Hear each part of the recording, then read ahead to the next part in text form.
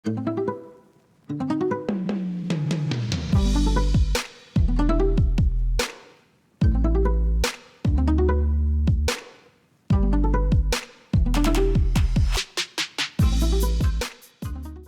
po kayong lahat mga kagana? Welcome po sa ating another vlog. For today's video, ipapakita ko po sa inyo yung tinitirhan namin dito ngayon sa Ghana. Kasi nga, lumipat kami dito sa bago naming bahay. So ipapakita ko sa inyo yung labas muna ha. Labas muna. Sa susunod, ipapakita ko sa inyo yung loob ng aming bahay.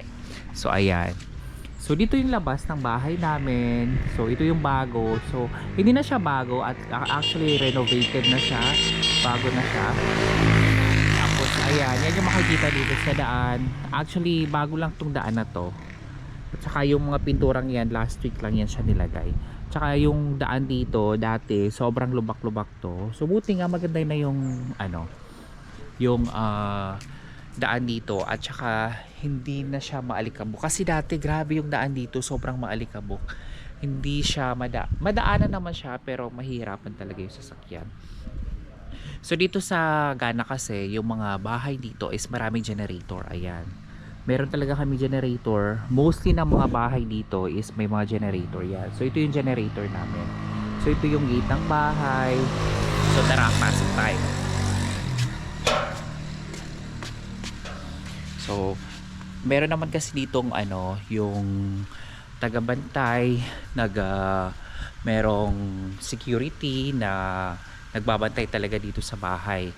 So ito, merong dito sa baba, may first floor, second at saka third floor, may ganyan. So dito kasi sa baba, wala pang nakatira dyan. Pero by this week ata or next week, lilipat na yung anak ng may-ari. So anak ng may-ari ang titira dyan. Tapos dito sa baba, merong nakatira, dalawang pamilya. Nung parang ibang company siya, para mga Indian sila. Tapos kami dyan sa second floor. Tapos meron din sa third floor. Ayan. So ito yung parking area. So yung sasakyan namin wala pa dito. Tapos dyan lang yung mga basura namin. May nagko-collect ng basura dito. Dyan.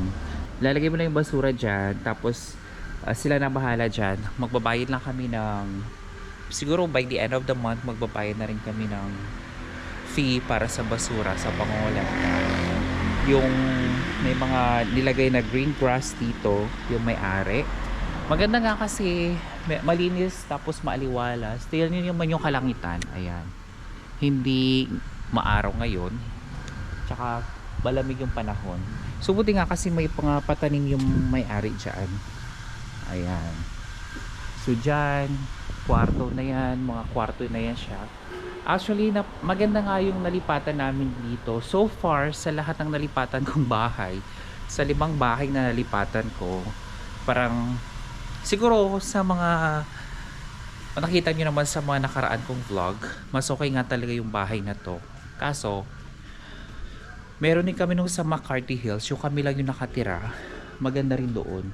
Ayan, yung mga halaman ko, itatransplant ko yan siya. Kasi natutuyo na, di na umuulan, tsaka di na didiligan. Ilalagay ko yan siya doon sa taas. Kaya, ito nga yung tangke namin ng tubig. So, matagal kami maubusan ng tubig dito. So, ayan, merong motor. Bawat apartment, meron atang motor.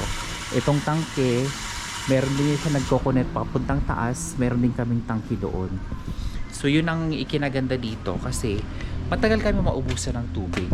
So ayan, ito reservoir. Yung metro naman ng kuryente namin is dito. Ayan. So ang mga kuryente dito sa Ghana mostly is prepaid. Kasi meron kaming card na ginagamit, tapos itatap mo lang siya dyan.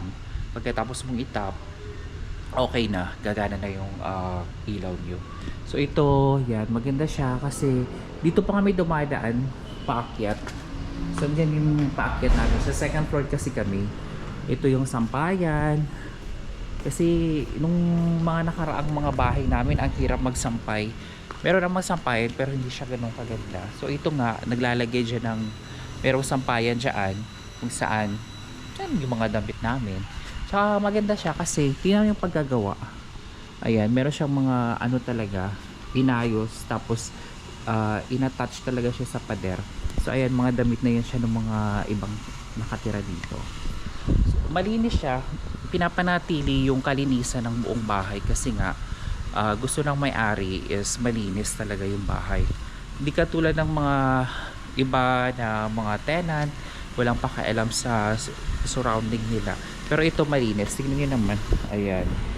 Puro may grass. Tapos ito may tangke na yung anak ng may-ari. May motor. Pero ayan. Yan yung kwarto namin. May yung AC. Ito hindi pa ako nakakit kasi dito sa mga ano dito. Kasi nakalock. Oh! Oh, sige. So, tinatawag na ako ni Be. So, kailangan ko umakyat. So, yun lang yung buong bahay namin dito. Yung paligid. Sabi ko nga, mas okay nga talaga to siya kesa sa mga nakaraang bahay namin. Yung nakaraan kasi, yung one of the susunod dito yung sa McCarthy Hills. Alam ko naman nakita niyo rin yung bahay namin doon. Mayroong swimming pool. Malawak din yung labas. Kaso doon kasi slope kasi yung labas. So hindi masyadong makapaglaro si Blue sa labas. So ngayon, aakyat na tayo sa sa taas. So pagpasok, dito pala, meron pa palang ano dito. Ito yung gitna kasi yung bahay pabilog siya. So papakita ko sa inyo sa susunod na vlog. Ayan. Meron siyang center, gitna siya. Hindi ko alam kung para saan to. Tingnan niyo. Ayan. Hindi ko alam kung para saan. Pero ewan ko. Para siguro sa hangin or what. Ganyan. So dito na yung paakyat ng bahay.